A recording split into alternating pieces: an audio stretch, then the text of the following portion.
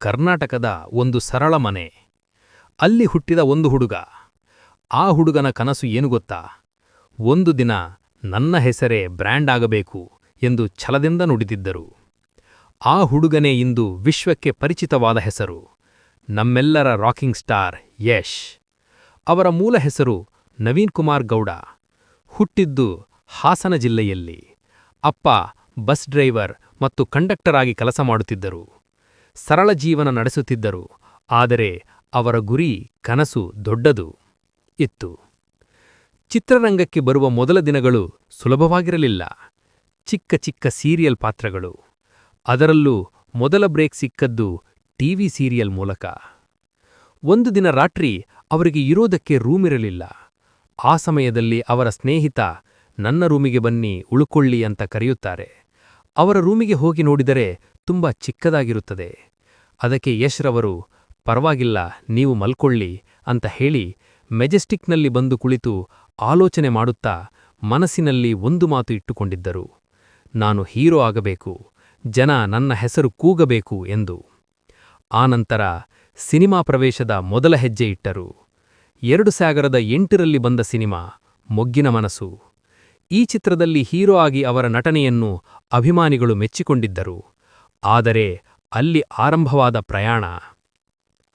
ನಂತರ ಬಂದ ಚಿತ್ರ ರಾಕಿ. ಇಲ್ಲಿಂದಲೇ ರಾಕಿಂಗ್ ಇಮೇಜ್ ಶುರುವಾಯಿತು ಮತ್ತು ಬ್ರೇಕ್ ಥ್ರೂ ಸ್ಟಾರ್ಡಮ್ಗೆ ದಾರಿಯಾಯಿತು. ಒಂದು ಸಿನಿಮಾ, ಒಂದು ಪಾತ್ರ, ಒಂದು ಮಾಸ್ ಎಂಟ್ರಿ. ಗೂಗ್ಲಿ ಚಿತ್ರ ಮಾಡಿದರು. ಇಲ್ಲಿ ಕಾಮಿಡಿ ಪ್ಲಸ್ ಮಾಸ್ ಎರಡೂ ಮಿಶ್ರಣ.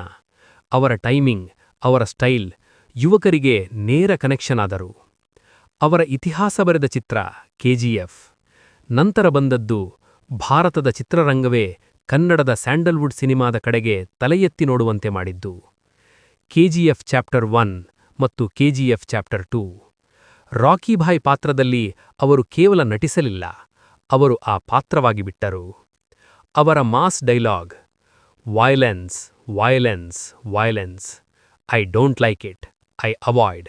But violence likes me, I can't avoid. KGF ಮೂಲಕ ಕನ್ನಡ ಸಿನಿಮಾ ಪ್ಯಾನ್ ಇಂಡಿಯಾ ಮಟ್ಟಕ್ಕೆ ಹೋದದ್ದು ಸತ್ಯ. ಅವರಿಂದು ರಾಕಿಂಗ್ ಸ್ಟಾರ್ ಅಲ್ಲ, ನ್ಯಾಷನಲ್ ಐಕಾನ್ ಆಗಿದ್ದಾರೆ. ಅವರ ಪ್ರೀತಿ ಮತ್ತು ಮದುವೆ ಬಗ್ಗೆ ತಿಳಿದುಕೊಳ್ಳೋಣ.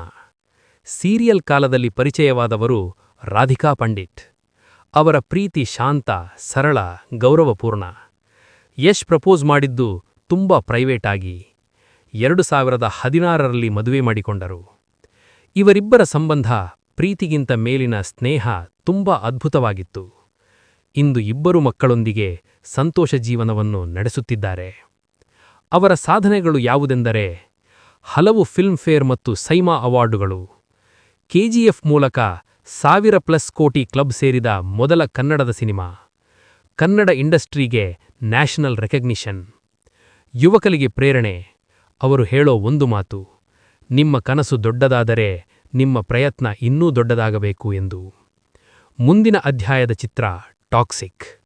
ಇದೀಗ ಎಲ್ಲರ ಕಣ್ಣು ಒಂದೇ ಕಡೆ. Toxic, A fairy tale for grown-ups. ಇದು ಪ್ಯಾನ್ ವರ್ಲ್ಡ್ ಪ್ರಾಜೆಕ್ಟ್ ಅಂತ ಹೇಳಲಾಗುತ್ತಿದೆ. ರಾಕಿಂಗ್ ಸ್ಟಾರ್ ಈಗ ಮುಂದಿನ ಲೆವೆಲ್ಗೆ ರೆಡಿ. KGF ನಂತರ ಏನು ಎಂಬ ಪ್ರಶ್ನೆಗೆ ಉತ್ತರ ಟಾಕ್ಸಿಕ್. ಒಂದು ಬಸ್ ಡ್ರೈವರ್ ಮಗ ಇಂದು ವಿಶ್ವದ ಪರದೆ ಮೇಲೆ ರಾಜನಾಗಿ ನಿಂತಿದ್ದಾನೆ. ಇದು ಕೇವಲ ಯಶ್ ಕಥೆಯಲ್ಲ, ಇದು ಕನಸು ಕಾಣುವ ಪ್ರತಿಯೊಬ್ಬ ಯುವಕರ ಕಥೆ. ನೀವು ರಾಕಿಂಗ್ ಸ್ಟಾರ್ ಯಶ್ ಅವರ ಅಭಿಮಾನಿಯಾಗಿದ್ದರೆ ನಿಮ್ಮ ಅನಿಸಿಕೆಗಳನ್ನು ಕಮೆಂಟ್ ಮಾಡಿ. ವಿಡಿಯೋ ಇಷ್ಟವಾದರೆ ಲೈಕ್ ಮಾಡಿ, ಫ್ರೆಂಡಿಗೆ ಶೇರ್ ಮಾಡಿ. ನಿಮ್ಮ ಜೊತೆಗೆ ಆಕ್ಟರ್ ಪೀಡಿಯಾ ವಿತ್ ಗಾನಿ ಸದಾ ಇರುತ್ತಾರೆ. ಎಲ್ಲರಿಗೂ ಹೃದಯಪೂರ್ವಕ ಧನ್ಯವಾದಗಳು.